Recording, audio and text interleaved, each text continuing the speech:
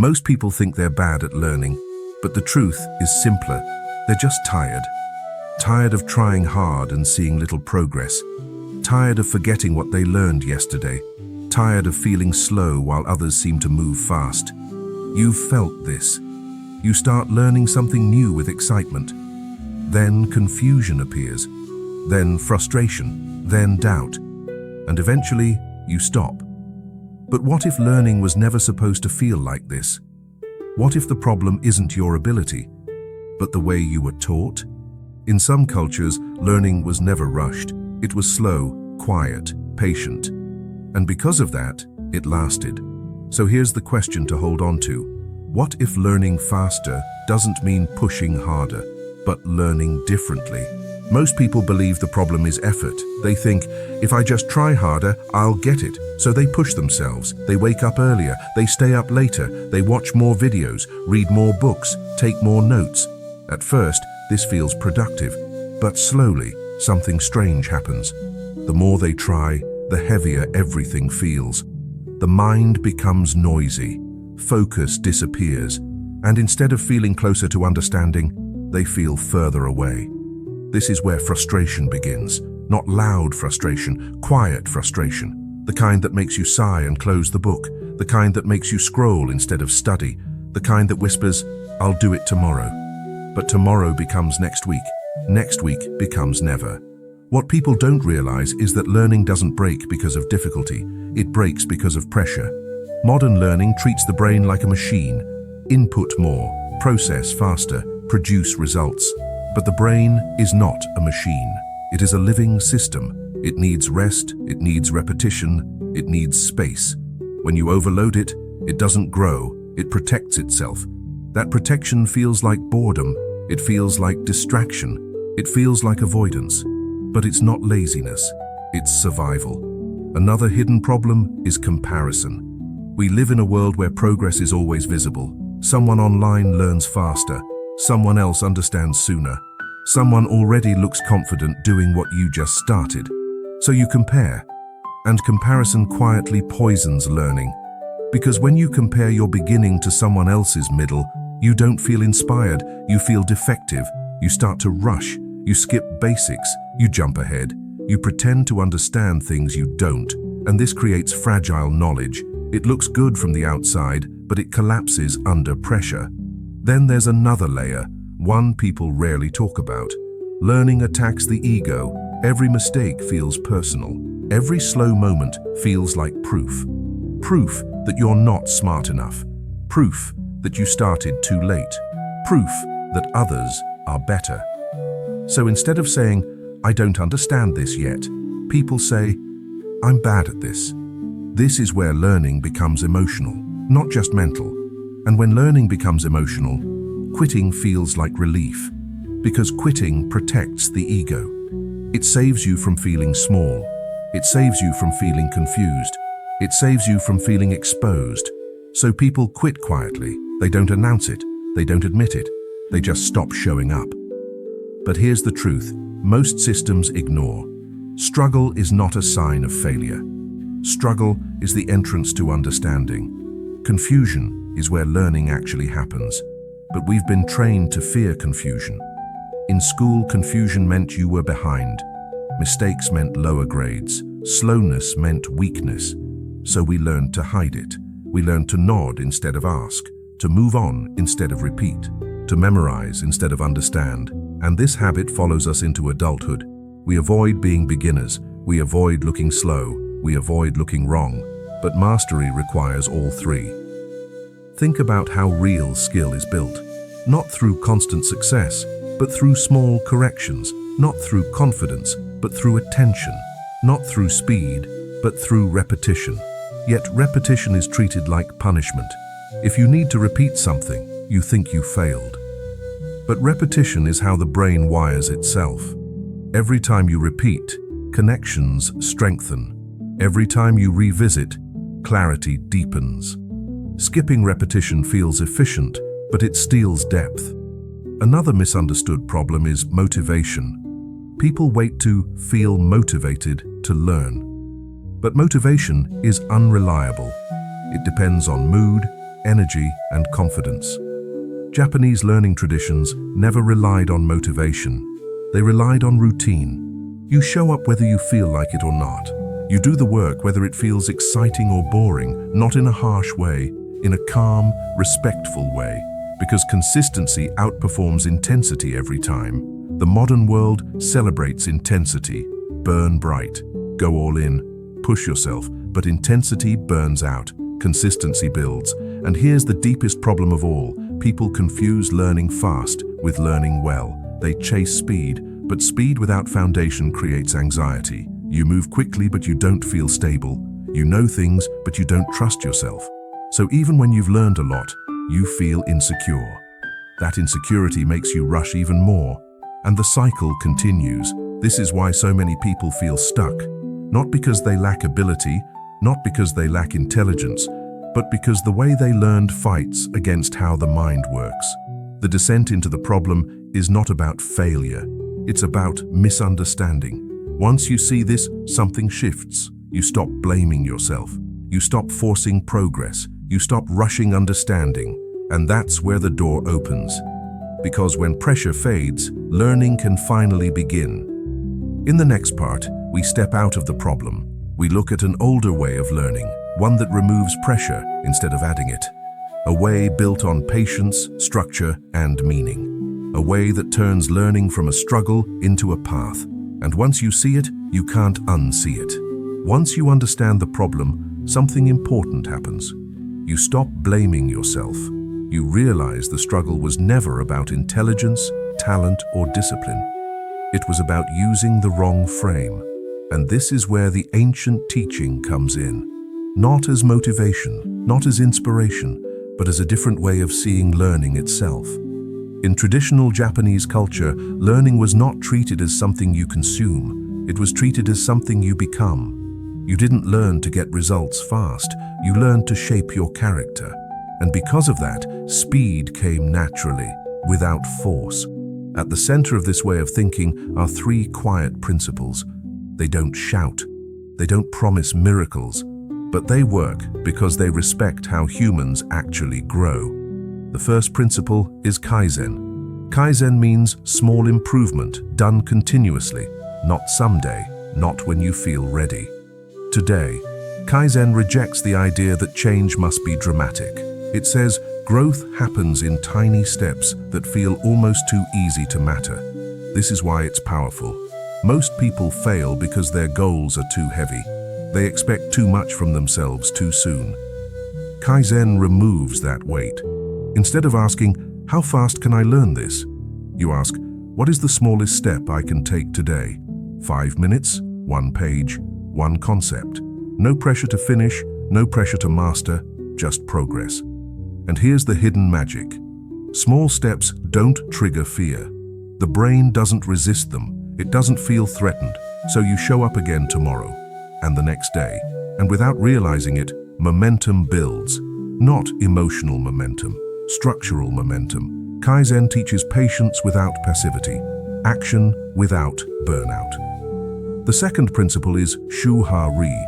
This principle explains how mastery actually unfolds. Most people think learning is random. It's not. It has stages. Shu is the first stage. Shu means to follow. At this stage, you copy, you repeat, you obey the rules. No shortcuts, no personal style. This stage is uncomfortable for the ego because you feel limited, you feel slow, you feel uncreative. But Shu is where foundations are built. This is where your brain learns patterns. This is where mistakes are frequent and necessary. Most people abandon learning here. They think repetition means they're not progressing. But repetition is progress. Then comes Ha. Ha means to break. Not break carelessly, but consciously. At this stage, you start to see why the rules exist. You notice patterns. You adjust slightly. Understanding deepens. You're no longer guessing. You're recognizing. Confidence starts to grow, but it's quiet. Then comes Ri. Ri means to separate. At this stage, the rules dissolve, not because you reject them, but because you've absorbed them. Action becomes natural. Decisions feel intuitive. This is where people call it talent. But talent is just the result of respecting shu and ha. Most frustration in learning comes from skipping shu. People want freedom before structure, expression before discipline. Shu ha ri teaches patience with purpose. The third principle is Ikigai. Ikigai means a reason to continue. Learning without meaning dies quickly. If your only reason to learn is external, money, praise, speed, you will eventually stop, because external rewards fluctuate. Ikigai connects learning to identity. It asks deeper questions. Why does this matter to you? How does this fit into your life? Who do you become by learning this? When learning connects to meaning, effort feels lighter. Not easy, but worthwhile. Ikigai doesn't remove difficulty, it removes emptiness. Together, these three principles form a system. Kaizen gives you pace, Shuhari gives you structure, Ikigai gives you direction. No rushing, no forcing, no comparison, just steady movement. This way of learning doesn't feel impressive at first. There are no dramatic breakthroughs, no overnight success. But something more important happens. You stop quitting, you stop starting over, you build trust with yourself. And that trust changes everything, because when you trust the process, you stop panicking about speed. You stop asking, am I good enough? And start asking, did I show up today? This is the core teaching. Learning is not a performance, it is a practice, not something you conquer, something you walk with. In the next part, we take this understanding and apply it. We shift perspective, we turn philosophy into action, and we see how learning, when done this way, stops being a struggle and starts becoming a quiet strength. Once you understand the principles, something important changes. You stop asking the wrong question.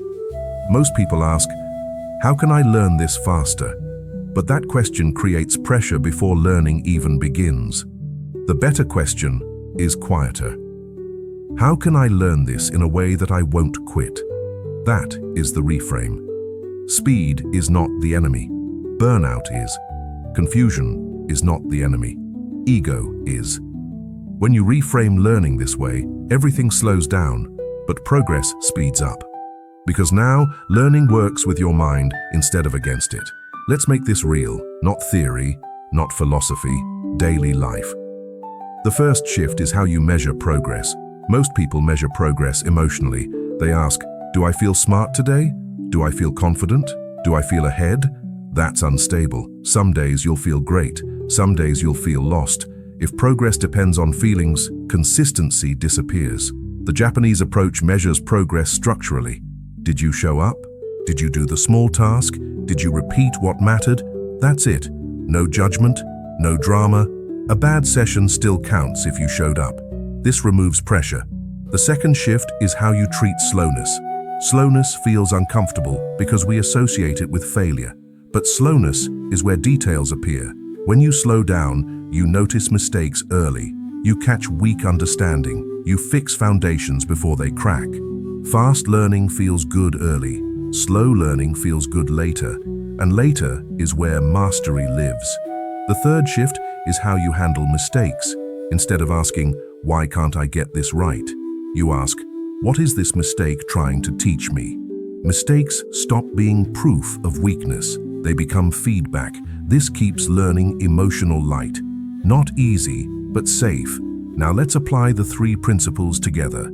Applying Kaizen. Kaizen means shrinking the task until resistance disappears. If you don't want to start, the task is too big. So make it smaller. Not tomorrow, not someday. Right now. 5 minutes, 1 paragraph, 1 exercise. You don't need motivation for small actions. You just begin. And once you begin, the hardest part is over. Kaizen teaches you to respect momentum, not ambition. Applying Shuhari. Most people want to personalize learning immediately. They want to do it their way. But creativity without foundation creates confusion. In Shu, you copy. You repeat exactly what works. You follow structure without questioning it too early. This removes decision fatigue. You don't waste energy wondering what to do. You just do. In Ha, Curiosity appears naturally. You start noticing patterns, you ask better questions.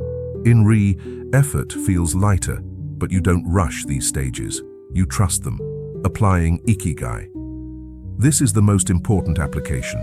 You connect learning to your life, not your image, not who you want to impress, not what looks successful, but how this skill serves your days. Ask yourself, how will this help me think better, live calmer, create more freely, communicate more clearly? When learning has meaning, resistance drops. You don't rely on discipline alone, you rely on purpose. This doesn't make learning easy, it makes it sustainable. Now here's a subtle but powerful shift. You stop trying to finish learning and start trying to live with it. Learning becomes part of your routine, like brushing your teeth, like walking, like eating. No pressure to complete, just presence. And this is where something unexpected happens. Speed returns. But it's quiet speed. You don't feel rushed, you don't feel behind. You just notice that things make sense faster. You recognize patterns sooner. You recover from mistakes quicker, not because you forced it, but because you stayed. If this perspective resonates, pause for a moment.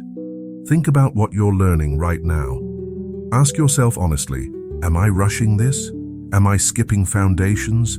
Am I learning for approval or for meaning?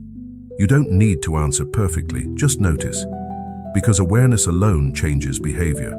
This reframe doesn't promise instant results. It promises something better, stability, and stability is what allows growth.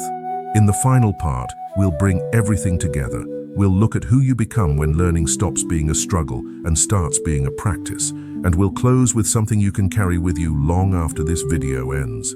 After a while, something subtle begins to change. Not suddenly, not dramatically, quietly. You stop fighting learning. You no longer sit down already tired. You no longer feel the need to prove anything. You no longer measure yourself against others. Learning becomes lighter, not because it's easier, but because it's honest. You start to trust the process. You trust that showing up matters more than how you feel that day. You trust that confusion is temporary. You trust that progress is happening, even when it's invisible. This trust changes how you move through learning. You're not in a hurry anymore. And strangely, that's when things begin to move faster. You notice patterns sooner. You recover from mistakes quicker. You remember what you learned yesterday, not because you forced it, but because your mind is relaxed enough to receive. This is what real transformation looks like. Not a burst of motivation, not a sudden breakthrough, but a shift in identity. You stop seeing yourself as someone trying to learn. You become someone who learns. That difference is everything. When learning is part of who you are, quitting no longer makes sense. You don't quit brushing your teeth because you missed a day. You don't quit walking because one step felt awkward. Learning becomes the same, something you return to, again and again. This changes how you face difficulty. When something feels hard, you don't panic. You don't assume failure. You slow down. You break things into smaller pieces. You repeat what matters. You adjust without judgment. And because there is no drama, there is no burnout. Burnout comes from pressure, from expectation, from trying to be impressive. This path removes all of that. You're not here to impress. You're here to grow.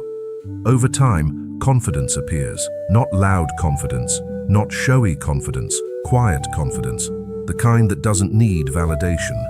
You trust your pace, you trust your process, you trust yourself, and this trust spills into other parts of life. You become more patient, more focused, more resilient, because learning teaches you how to stay with discomfort without running away. That skill is rare and powerful. Most people chase fast results and abandon slow growth, but slow growth builds something they never reach. Depth, depth of understanding, depth of skill, depth of character, and depth cannot be rushed. Here's the final truth to carry with you. You were never behind. You were just rushing in the wrong direction. When you stop rushing, you don't fall back. You move forward, steadily.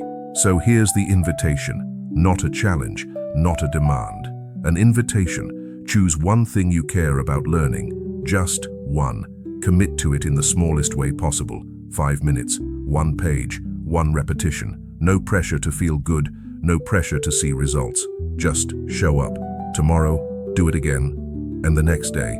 Trust that the path works even when progress is quiet, because the person who learns this way does not need shortcuts. They don't need hacks. They don't need to rush. They arrive anyway, not by speed, but by staying. And that is something no one can take away from you. Remember this line: learning is not about how fast you move. It's about who you become while you move. Carry that with you and keep walking.